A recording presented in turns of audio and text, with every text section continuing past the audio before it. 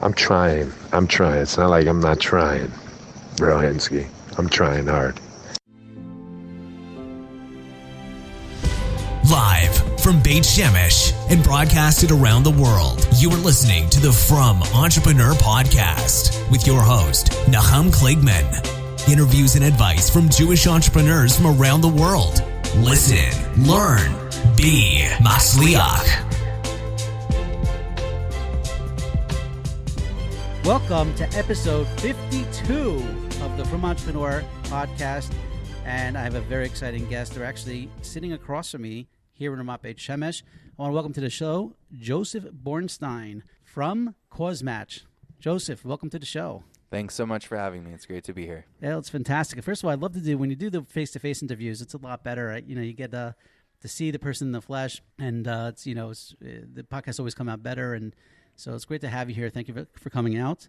So CauseMatch. So what I'd like to do, first of all, I'll just give an introduction about what CauseMatch is. And actually, I'll let you give the introduction about, let's say, the 30-second pitch about what CauseMatch is. Then we'll get a little bit into your background, where you're from, how you got the idea and stuff. And then we'll take it from there. And usually, actually, we prepare for my podcast episodes before, but there was no time for preparation because of Purim. So we're just going to do this, al rega achas, but I'm sure it's going to come out fantastic. And actually, some of the interviews I've done where there was no preparation came out better. But then again, I could ask you something that could be a little scary. You're up for that? Absolutely. All right, let's do it. So give us a little bit background. What is, or a little pitch, what is CauseMatch? Great. So CauseMatch is a digital fundraising platform for nonprofits and social causes.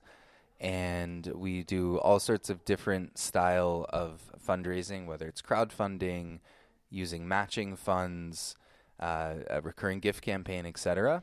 And in addition to providing that platform and the tools for the nonprofit to do the online fundraising, we also provide fundraising mentorship and, in addition to that, creative production for the campaign. Most nonprofits are fantastic at the good work that they do, but online marketing is not their expertise. So we have an in-house creative team that works directly with the nonprofit to make sure that they're telling their story and executing, communicating their campaign in a way that's inspiring and exciting for people to become a partner in creating change by supporting that incredible nonprofit.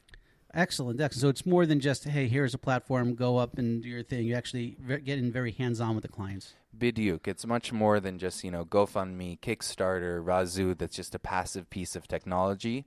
What we're doing is we're blending human creativity, know-how, and experience along with the power of technology to really provide that hands-on experience to make sure that nonprofits are executing a high-impact campaign that's going to help them achieve their goals. Excellent. So I've come across CauseMatch a couple of times in the past, but I just got to intimately know them and your team, which is awesome. Recently, I worked on the campaign for Rabbi Dan Roth, Torah Live, where they were successful in raising over $200,000 through your platform. And so I actually got to be a little hands-on with you guys. And, speaking to members of your team, I said, wow, this is something I definitely want to get involved in somehow on some level. So I know we have a meeting afterwards to talk about how we could collaborate on some things. But let's go a little bit back. I mean, obviously, you're living here in Israel, but your English is pretty perfect. So why don't we get a little bit of your background? Where were you born? Where you raised? Where you went to school? And leading up to how we got to CauseMatch. Okay, great. So I was born in New York, Brooklyn, New York, like most Jews out there. But when I was about 5 years old, we moved to Ashland, Oregon. Wow. Yeah. See, I didn't see that coming. Yes. So that's Southern Oregon. It's hippie, yuppie land.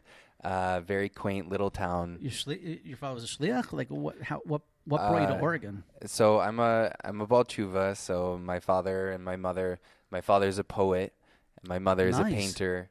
And Ashland's a university town. Beautiful country. And pretty much my brother got mugged.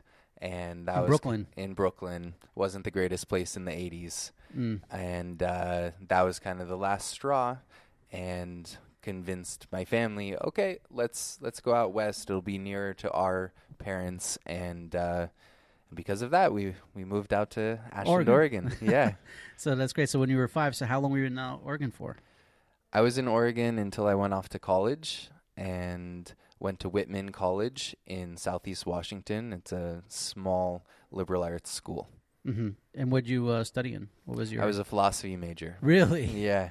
Okay, Yeah. so at this point you weren't a Baal Tshuva yet, right? No. So how did you get from philosophy major to Frumkeit?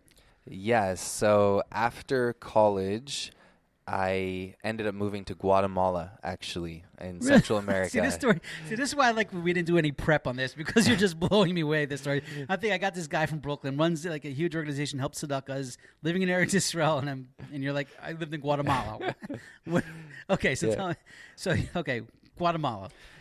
Yeah, so how I got to Guatemala was pretty much after high school. I took a gap year, which is something that a lot of people in the secular world do after high school before you go off to college. Okay, let's explore the world. Let's visit some other country or work, something like that.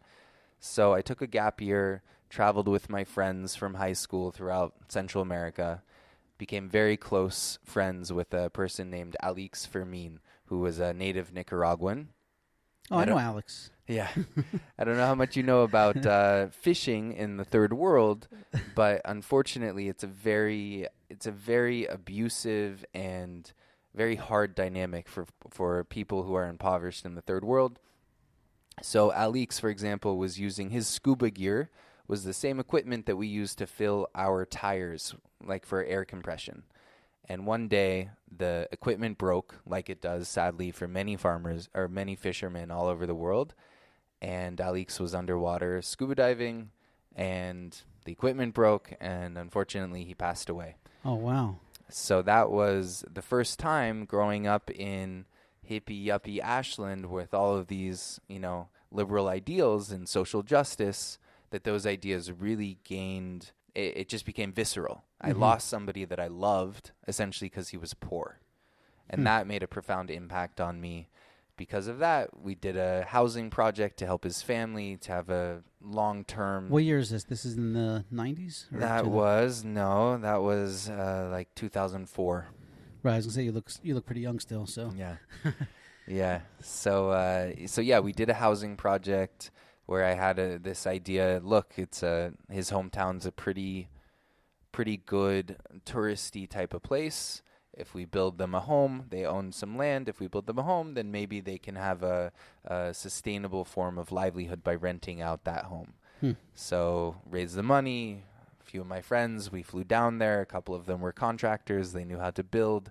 So we built them the home. And that was the first time that we discovered, wow, we can actually make a difference if we're passionate about something. So after that, whatever, it's a long story, but we eventually realized, okay, let's move to Central America. Let's start a nonprofit together. And I was doing sustainable agriculture in Guatemala. Wow. And so this is after college. This was after college. After college, we moved down there after doing a number of projects. You and your friends? My friends and I, yeah. And in terms of how I got to becoming religious, pretty much I met the woman who's now my wife on Birthright, Taglit. And I was planning a fundraiser and got in touch with her. And pretty much she encouraged me to explore my Jewish identity a little bit more. At the time, I was meditating and, doing everything that was not Jewish. Right. And I loved it. It was an amazing, everything that I did that was Jewish just felt like home. Wow. It felt right. Felt a connection. Yeah. So our head of agronomy, his name's Trinidad Racinos, he saw how much I loved it and how much I was connecting with all of these Jewish practices. So we were sitting in McDonald's together, and I was exploring the possibility of making a trip to Israel.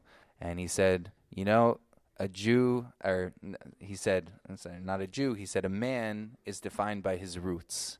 Right now you're exploring your roots, and those roots will really guide your entire life. If you don't know what your roots are, and you're having this explorative process in your life, that's more important, infinitely more important than what you're doing down here, even though I love having you here helping my people. Wow. And so he is a born-again Christian. And he said, the Jewish people, they're the first family of God. The Christians were the adopted family of God. If you have a chance to go to Israel and discover your roots, you've got to take it.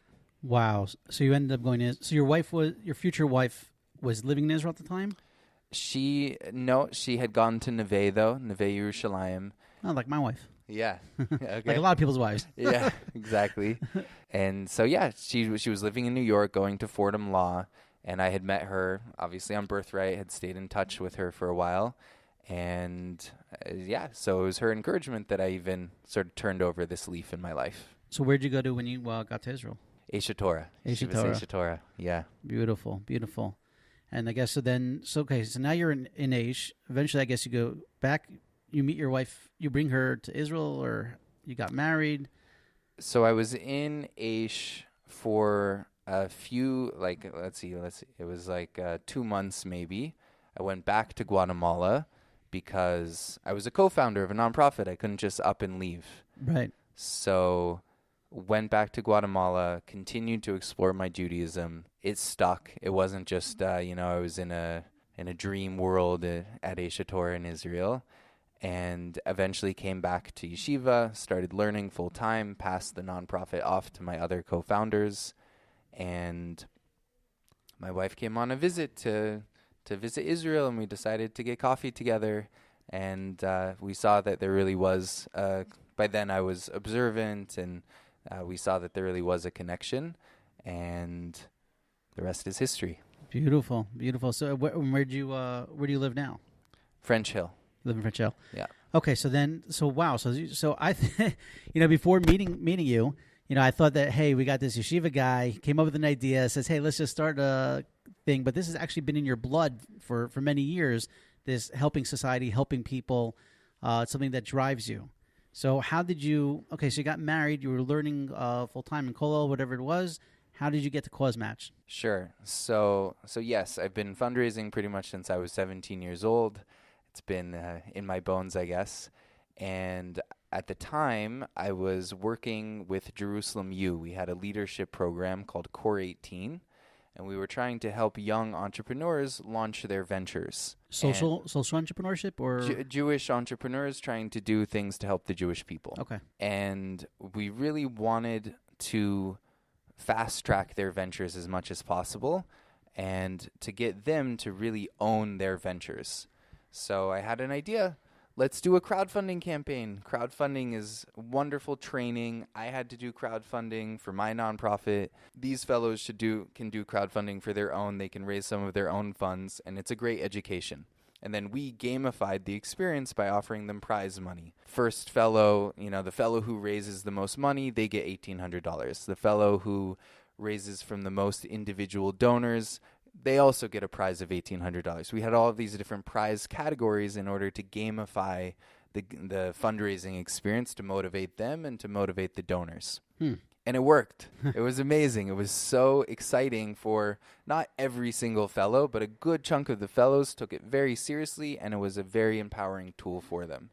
So that was a moment in life, often we have our track. We know what we're doing. Oh, I'm doing this. I'm a venture coach, or this is my job, and you're just moving forward on your track, and you're locked into that track. Maybe it was because I was teaching entrepreneurship at the time, which is all about taking your eye off the ball. Right. And I said, wow, that was pretty special, actually. So I started to do all this research into matching grants and challenge grants and prizes. And I found that the data is really quite incredible, that doing matching funds and offering prizes for, to incentivize donors and things of that sort can have a profound impact on the success of a fundraising campaign. So, for example, a Yale University professor did a study, and he found that if you mention matching funds, people are about 19% more likely to contribute than just a STOM campaign. Wow. So what if you built a platform that gamifies matching and really gives people a live, hands-on experience of seeing their impact multiplied? So with that was kind of the genesis of CauseMatch, and I really have to give Rabbi Shore credit here. He took a risk in me and ran a couple campaigns to test out the platform, and Baruch Hashem, they went well, and since then we've just been growing ever since. So what year was this? That was 2015. Okay, so 2015. So you're starting this, but you're not a programmer, so you're sitting. I guess you're in Kollel at this time, right? You probably didn't make $1 million off your nonprofit until this point, right? So how'd you get the funds, or how'd that process work? From I have this idea, I know we want to do. How did you actually go about building it? So my wife and I ended up investing some of our wedding money, some Okay. of our savings, because we believed in it. And my friend, Shalom Svi, jumped in and helped build the first iteration of the website. He's a programmer? He's a programmer. Okay. And through the power of WordPress, you don't need to be a super advanced programmer to get something together. Right. And actually, it was total siyata dishmaya, but we found an amazing programmer on Fiverr.com. And It's an Israeli company. It's an Israeli company. So his name is Chris. He's based in India. And he's a true entrepreneur himself and deeply passionate about CauseMatch. And he really grew with the company. Beautiful. So how many people are actually working on CauseMatch today? We've got a team of 14 now. 14. And your offices are where? So we have an office in Yerushalayim, and then we also have a branch in Tel Aviv. We work in Tel Aviv. So now CauseMatch, I mean, the campaigns obviously I've seen have always been Torah Dick campaigns or from organizations. Is the idea the goal, or do you have causes that are outside specific, from applications? Yeah, absolutely. I'd say about 10% of our campaigns are not in the Jewish or from world. And ultimately, we do want to be a global brand. But at the same time, obviously, Israel and Jewish causes are close to our hearts. And I imagine will be a big part of CauseMatch for the long haul. Beautiful, beautiful. So, okay, so what was your first actual, you said Rabbi Shore, you did something, I guess, with Aish. But what was your first, after the testing, what was your first big client that you said, okay, we're going to take this, and how did that work out? So our first, I'd say, breakaway client was United Hatzalah. It was $1 million campaign. Wow. Yeah, that was okay, there's really something here. We're going places, and that was I'd say a turning point in the course of CauseMatch. And was that a matching campaign? Yeah, it was a 3-to-1 matching campaign. And the goal was to raise the funds so that 1 out of 2 United Hatzalah medics could have a life-saving defibrillator. And was the goal reached? Baruch Hashem, it was reached, and we got to the bonus round also. So, yeah, it was very exciting. Beautiful. So now I see you have different, it's not just, as you said, you're basing a lot of what you're doing based on stats and data. And, the 19% more if you have a matching, but you're doing other types of applications as well, right? And I guess it comes down to a science. Is it better to run a 24-hour campaign, a 36-hour campaign, a 1-week campaign? Is it better to, if you have matching funds, or if you have, I know you have a new system now where you do monthly. With the idea, the goal is to get people to contribute monthly, sort of a set and forget type of application. What other applications do you have? And what do you see that works best, and I guess towards what types of nonprofits? Right. So that's actually a really important question. Our philosophy is that there's many different types of nonprofits. Every nonprofit has different needs, resources, opportunities. Sometimes their social capital is community appreciation, Hakor Satov. Sometimes it's an email list. Sometimes it's a bit of both. Sometimes the organization has lots of human resources to invest, sometimes very little. So what we do is we work with the nonprofit to identify what types of campaigns are going to help ensure that they're able to reach their organizational goals. Sometimes that means, a really intense, all-out 24-hour campaign where you're throwing call centers all over the country and maybe even internationally. Sometimes that means doing a 30-day campaign where you're sending out emails. If you have a heavy email list or an online presence, it's just a reality that you need time to target and to retarget and to optimize, A/B test, etc. So in terms of fundraising tools that we have our flagship product is matching campaigns. Then we have activity-based fundraisers. That could be a bike-a-thon. Oh, your software can actually handle bike-a-thons and that type of stuff. Yeah, bike-a-thon, walk-a-thon, whatever activity-oriented campaign you want to do, and you can have different teams, that sort of thing.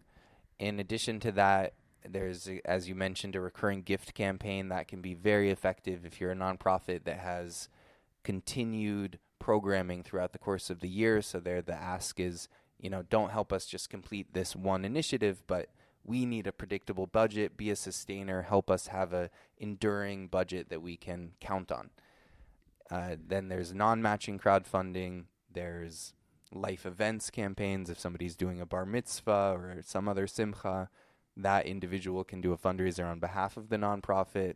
There's all sorts of different tools. And really, the annual portfolio of an organization's digital fundraising should be a mixture of these different tools to keep it fresh and to reach different types of people which are in their contact database. How many campaigns have you run, Erich? Something like 120, 130. Oh, wow. And do you have an idea of how much was actually raised? Baruch Hashem, we've done about $24 million. $24 million raised in about 3 years or 2 years? More like 2 years, yeah. Wow. Wow, Yeah. that's fantastic. Yeah, Baruch Hashem, it's been an exciting venture. So what's the dream? What's the vision 5 years from now? 5 years from now, we hope to be servicing thousands of amutot, many in Israel, but all over the world. And our aspiration is to be able, right now, the financial sector and the enterprise sector are light years ahead of the nonprofit sector. And that makes sense because there's such a They're driven by money. Yeah, and there's so much more money, so those enterprise clients are able to yield very high returns. Right.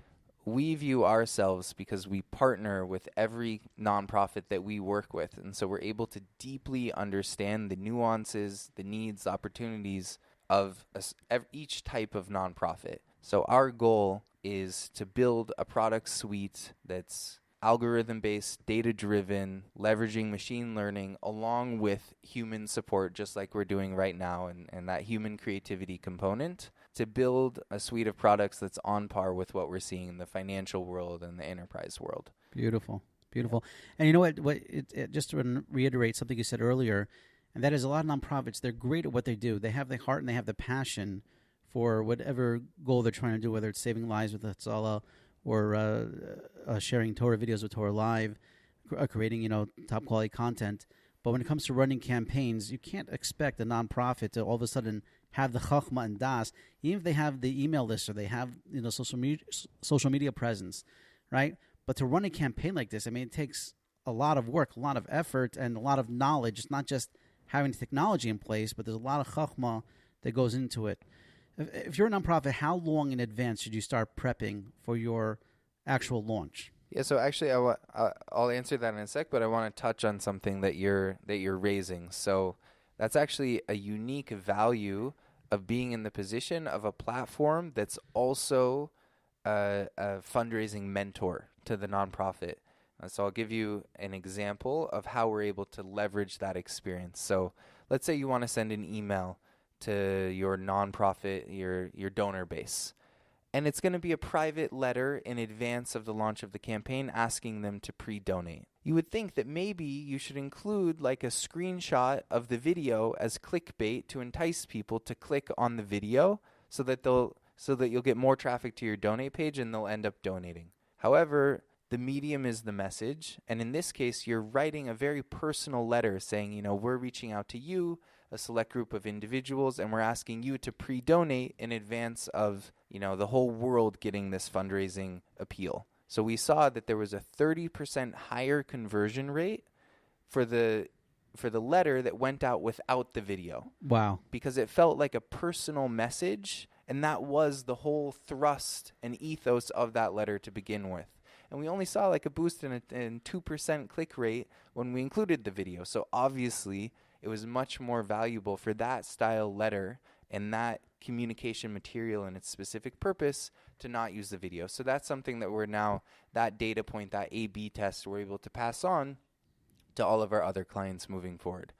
So just one point of sort of, the chachma that's required to launch a fundraising campaign. Even a nonprofit that's very good at maybe telling their story PR online, it doesn't mean that they know how to tell the story of a crowdfunding campaign specifically. It's a very specific type of story.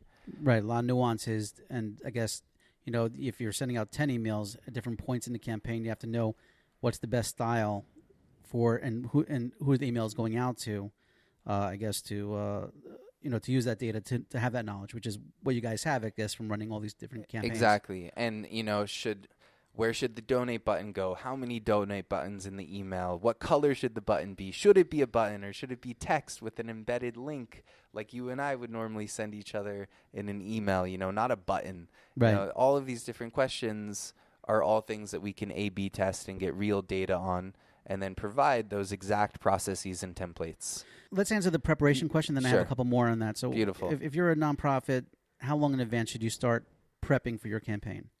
So the fastest campaign that we've ever had to launch was 30 hours. That was crazy. Oh, my gosh. What, Yeah. from like, hey, we're launching this in 30 hours to launching it in 30 hours? Yes. Yeah. So that was very intense, including, by the way, production of the video. Oh, my, just that takes usually at least a week. Yeah, we hustled. Oh, my gosh. Yeah, it was a big campaign for an important client. Thank God we were able to pull it together.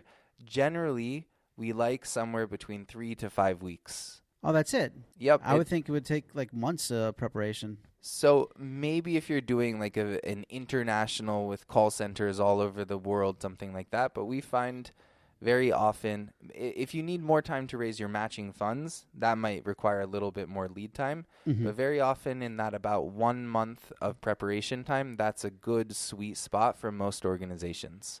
Excellent. And the thing is, if you have too many months of preparation time, it's kind of like, when does anything actually need to get done? It's too far out to actually begin executing.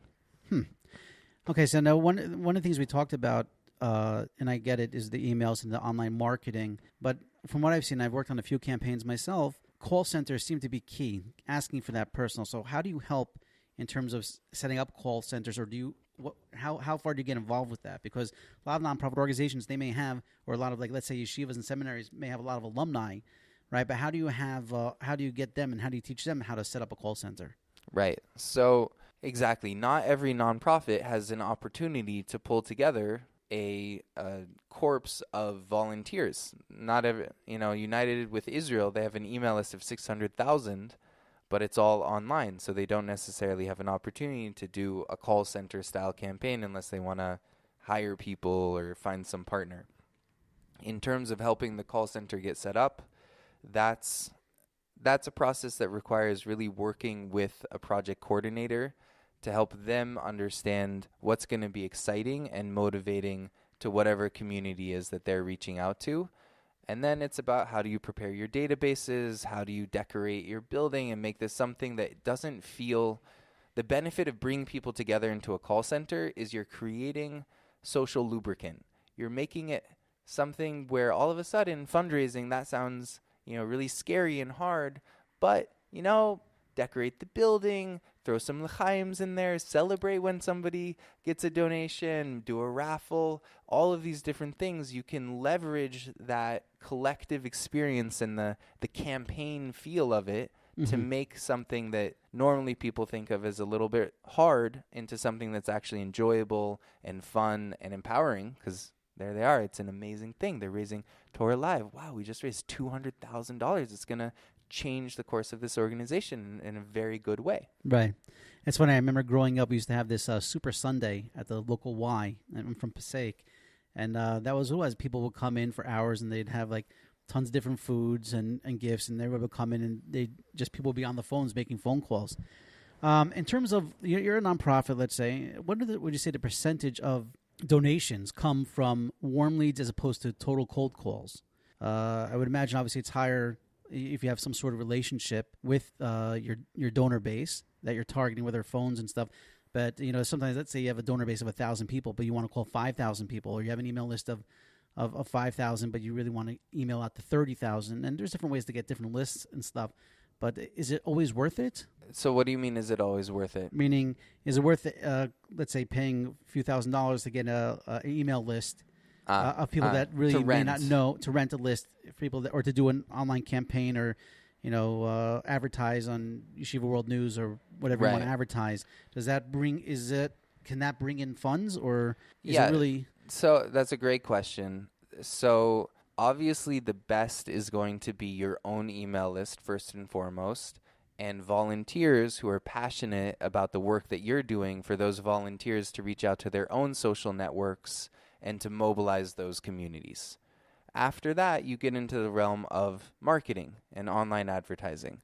So there, it's very important that your content is going to speak to the emotional drivers of the community that you're reaching out to. And if possible, in addition to that, for you to be a recognized brand. Mm-hmm. If you can get both of those two together, very often you can see a return on investment, and sometimes a pretty good one. I've seen, the highest I've ever seen was something like 5 or 7 times ROI. Oh, wow. I have seen pretty consistently with some lists, 1.4 times ROI, which is still Still worth it, right? Still yeah, worth it. I would Right. even argue, because every email list has a life cycle, that even a nonprofit that is breaking even, you could argue that's worth it because you're breaking even. Yes, you did have to exert But you're getting more awareness. You're out getting there. more awareness, and those donors are not necessarily people who will never donate again. A certain percentage of those donors will continue to be part of your donor base over the long haul. Right. Well, what is I just want to please, want to go ahead. couch it and say, though, you need to be very careful about the email list that you're renting, or if you're doing something a little more sophisticated with cross-channel marketing where you're doing an article and banners, et cetera, et cetera. And sometimes, if you're just doing an email blast alone, it's very risky. It's sort of like a shot in the dark because it's just like one bullet and it's gone and you don't know what's going to happen. Right. So therefore, it can be more beneficial to work with a firm that's going to do a certain number of articles and banner ads, and there's more room to optimize. Do you help consult on that level with the clients? So we have developed a few partnerships with different marketing companies that we know well and like, and know that they're going to do their absolute best to ensure that the client's going to get, an ROI for their campaign. Beautiful, beautiful. Let's talk a little bit about video. I know from a Kickstarter, the better the video and the better the quality, the more chances someone will actually give a pledge. How important is a good quality video in these campaigns? So video is king. Video is Kickstarter, for example, they found that a crowdfunding campaign that has a video raises, I believe it was 2 times more money. It might have been even higher than that. Cisco Systems, a huge internet company, estimates that in the next 5 years, 80% of all content consumed online will be video. Wow. Amazing. So, but a lot of times, I just know from being out there that a good quality video can cost $10,000, $15,000, $20,000 for like a 3-minute video.